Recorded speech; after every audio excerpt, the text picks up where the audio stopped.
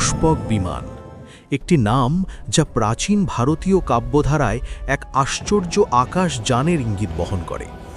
রামায়ণে বর্ণিত এই বিমান যন্ত্রমাত্র নয়, বরং এক উন্নত চেতনা ও শক্তিবিদ্যার প্রতিফলন বলে মনে হয়।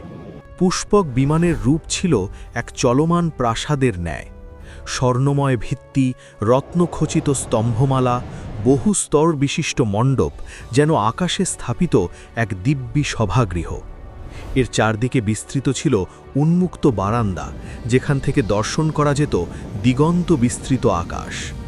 পুষ্পক নামের যথার্থতা অনুযায়ী এর বহির্ভাগ অলঙ্কৃত ছিল পুষ্পলতা ও সূক্ষ্ম নকশায়, যা কেবল সৌন্দর্য নয়, বরং এক জীবন্ত স্থাপত্যের অনুভূতি সৃষ্টি করত।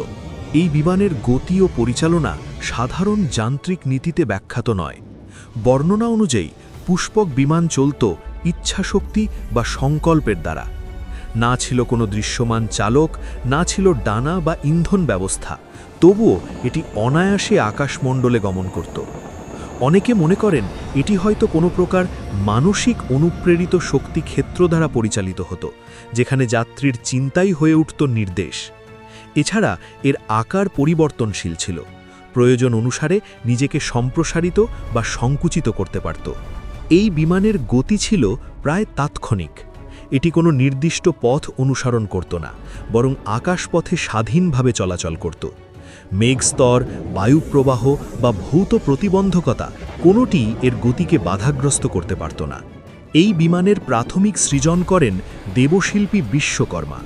প্রথমে এটি অবস্থান করত কুবেরের অধীনে। পরবর্তীতে লঙ্কার অধিপতি রাবণ বল প্রয়োগে এই বিমানের অধিকার গ্রহণ করে। পরে দীর্ঘকাল এটি লঙ্কায় ব্যবহৃত হয়। অবশেষে শ্রীরাম রাবণকে পরাজিত করার পর এই বিমান ব্যবহার করে অযোধ্যায় প্রত্যাবর্তন করেন। পরবর্তী পর্যায়ে এই বিমান পুনরায় কুবেরের নিকট প্রত্যার্পিত হয় এবং সেখানেই এর বর্ণনা শেষ হয়ে যায়। এখন প্রশ্ন, পুষ্পক বিমান কি বাস্তবেই বিদ্যমান ছিল, নাকি এটি কেবল কাব্যিক কল্পনা? আমরা নিশ্চিত নই, কিন্তু একটি বিষয় চিন্তার, বর্তমান মানব সভ্যতা যতটা উন্নত, তার পূর্বে কি আরও উন্নত কোনো সভ্যতা বিদ্যমান ছিল? যদি থেকেও থাকে, তাদের প্রযুক্তি কি আজ সম্পূর্ণ বিলুপ্ত? পুষ্পক বিমানের ধারণা সেই সম্ভাবনার দিকেই ইঙ্গিত করে। হয়তো পুষ্পক বিমান একটি হারিয়ে যাওয়া প্রযুক্তির স্মৃতি, অথবা এক মহাকাব্যিক প্রতীক। যাই হোক, এটি আমাদের স্মরণ করিয়ে দেয় যে মানব কল্পনা সম্ভাবনার চেয়েও বড়।